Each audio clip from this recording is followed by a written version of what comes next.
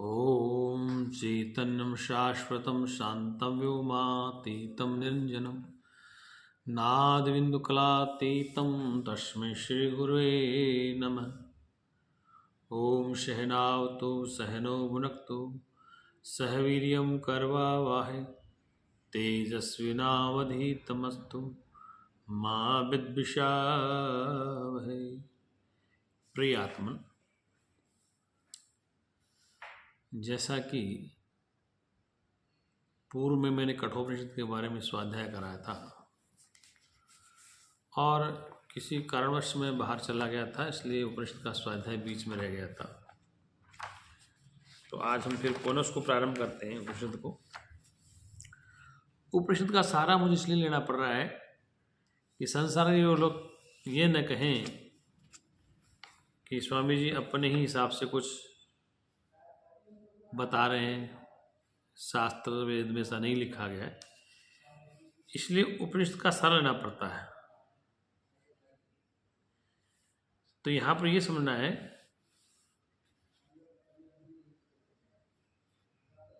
कि वह आत्मा है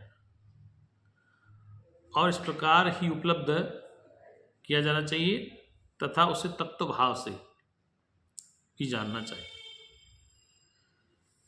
इन दोनों प्रकार की उपलब्धियों में से जिसे है इस प्रकार की उपलब्धि हो गई है, तत्व भाव उसकी अभिमुख हो जाता है। अर्थात कहने का तात्पर्य है कि वह आत्मा सत्य है, चैतन्य आनंद स्वरूप है, ज्ञान स्वरूप है। ऐसी आपके अंदर निश्चयात्मिका वृत्ति बन गई है तो आपको वह वृत्ति ही सुख देगी, आनंद देगी। कि संसार में वृत्ति ही सुख का है, वृत्ति का ही आनंद है। वृत्ति कुछ समय के लिए ठहरती, वृत्ति विषयाकार होती है, वृत्ति ही जगताकार होती है, वृत्ति भगवान की वृत्ति में जो हो जाती है, वृत्ति स्वरूप आकार होती है। ये वृत्ति भी कुछ समय के बाद बदलती रहती है, इसलिए वृत्ति नहीं, वृत्ति का जो साक्षी उसे स्वीकार करना है। वृत्तियाँ बार बार बनती हैं और बार बार बदलती रहती हैं, इसलिए वृत्ति का जो साक्षी है उसे जानना चाहिए।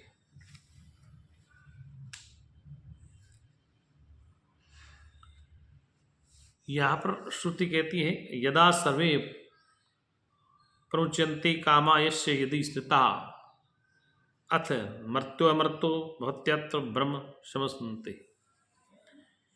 जिसमें संपूर्ण कामनाएं जो कि इसके हृदय में आश्रय करके रहती हैं छूट जाती, उसमें वह मरते मन धर्मा अमर हो जाता है।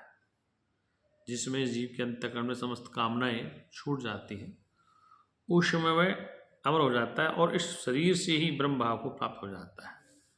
अर्थात शरीर में रहते हुए ही वह अपने सुख को प्राप्त कर लेता है।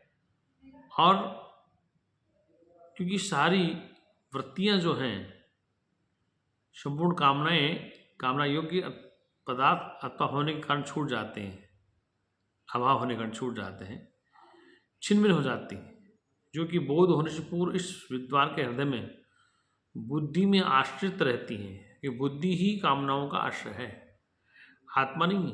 यह कामना, संकल्प, विकल्प इत्यादि।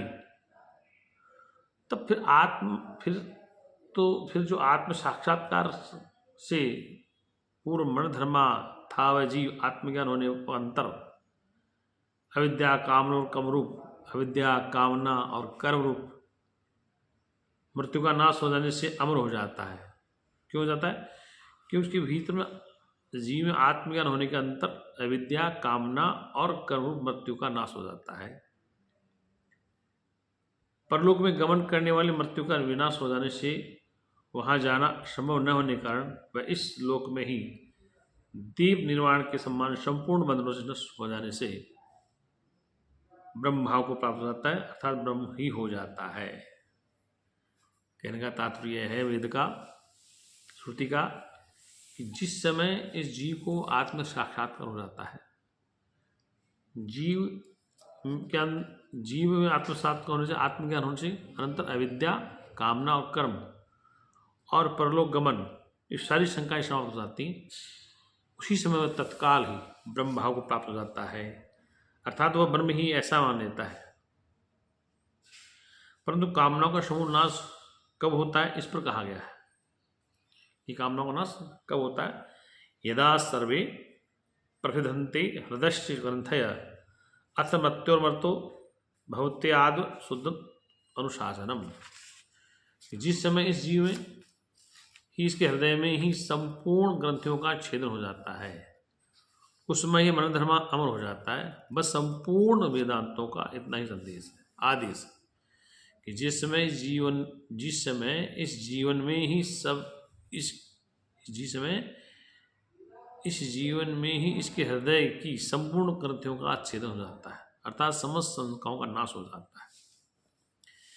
जीवित रहते ही इसके हृदय की बुद्धि की संपूर्ण ग्रंथियां अर्थात दृढ़ बंधन रूप अविद्याजनित प्रतीतियां छिन्न भिन्न हो जाती हैं, भेद को प्राप्त होती हैं, अर्थात नष्ट हो जाती हैं।